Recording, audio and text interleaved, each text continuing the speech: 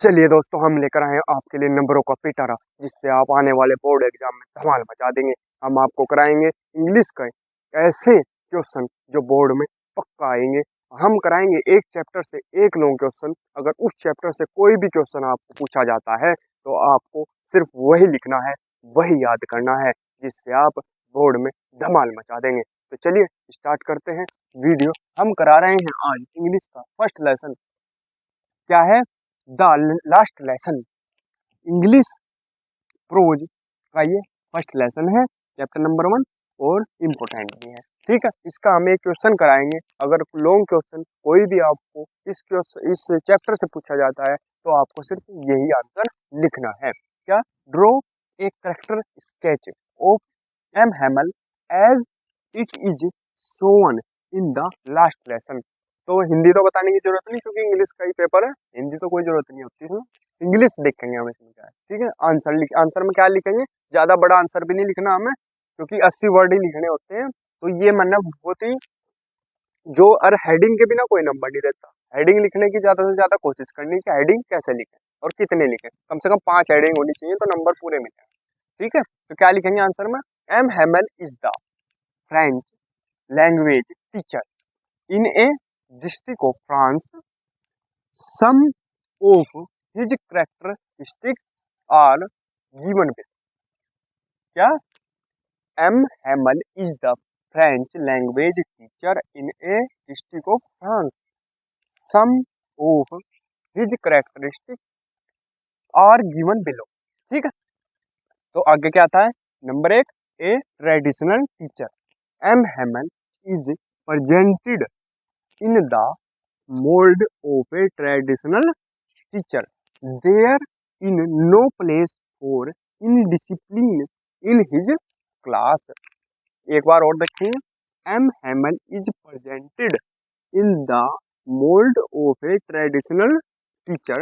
There in no place for indiscipline in his class. ठीक है, अगला देखेंगे। दूसरा, ए hard task master.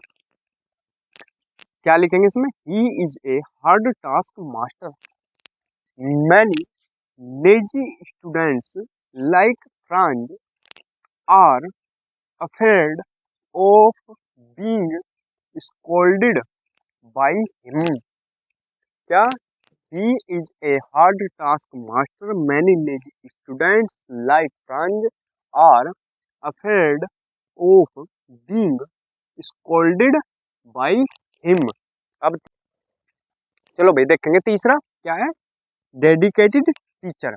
M Hamel passionately dedicated towards his profession. He loves his profession with heart and soul. He holds a deep sense of respect for his mother tongue French. ठीक है, अब अगला देखेंगे चौथा। क्या है? Respectful. M Hamel is respected by his student. M Hamel is respected by his students as well as by the villagers. ठीक है, when an order of imposition of German language.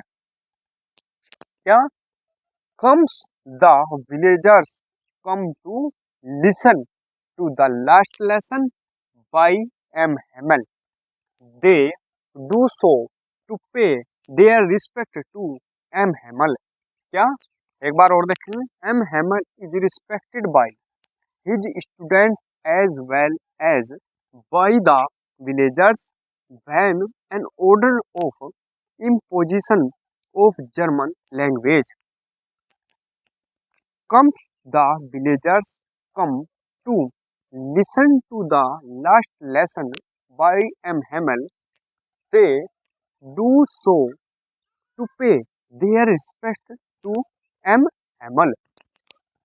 चलिए देखते हैं पांचवा क्या है? एक great patriot. He is a great patriot in the real sense. He loves his nation and his mother some French. ठीक है, स्क्रीनशॉट ले लो। अगर इस चैप्टर से कोई भी क्वेश्चन पूछा जाता है तो उसका आंसर सिर्फ यही लिखना है। एक ही लॉन्ग क्वेश्चन कराया है, यही मोस्ट इंपोर्टेंट है, यही लिखना है अगर इस चैप्टर से कोई भी लॉन्ग क्वेश्चन बोर्ड में आता है।